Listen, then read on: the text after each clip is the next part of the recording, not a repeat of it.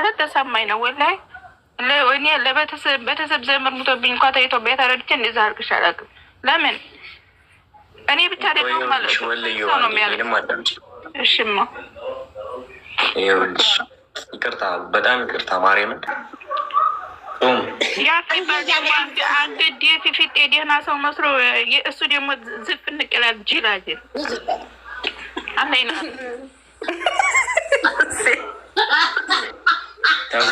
ተው ሰው አትሳደቡ በማርያም። ተረጋጊ በቃ። ዛሬ ለምን ይዞ መጣያችን ቦሎ የመሰለ ቆይ አንዴ ቆይ ስሚኝ፣ ይሄ ሁሉ ነገር ያልፋል። ይሄ ሁሉ ነገር ሊያልፍ ነገር የማያልፍ ነገርን አናውራ። ይቅርብሽ ደግሞ ጾመኛለሽ፣ ይቅርብሽ። እኔ የምታከብሪኝ ከሆነ የምታከብሪኝ ከሆነ ይቅርብሽ። በቃ አትሳደቢ። ለአንቺ ብዬ ነው። ወለዩ አንደኛ ያውልሽ የቤቱን ባለቤት ማስጠቆር ነው። ሁለተኛ እዚህ ጋር ያለው ዊናም እዚህ ጋር አሁን ቲጂ ይኸውልሽ 152 ሰው ያለው እኔ ይኸውልሽ እኔ ቲጂ ትላንትና አይሰሙትም፣ ዊኗን አይሰሙትም። እነዚህ ጸበል ሰብሰብ ባርገሽ ተወስዳቸው ነው ወይ ቁርአን ታስቀሪያለሽ ወይ ጸበል ነው። ዊኗን አይሰሙትም። ውድ አትርከሚ። እነሱ ቤተሰብም አይሰሙት።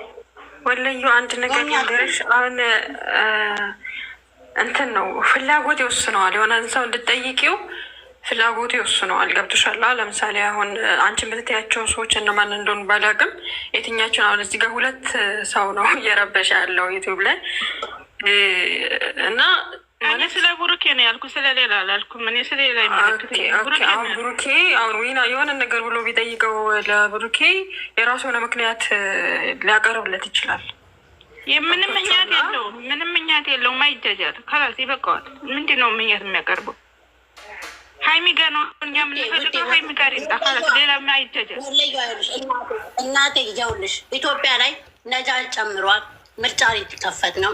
ኑሮ ተወዷል። ኑሮ አንጀታቸውን አዝሯቸዋል። ውዴ ጾምሽን ጹሚ ውዴ፣ የራስሽን ህይወት ኑሪ። እነሱ አይሰሙም።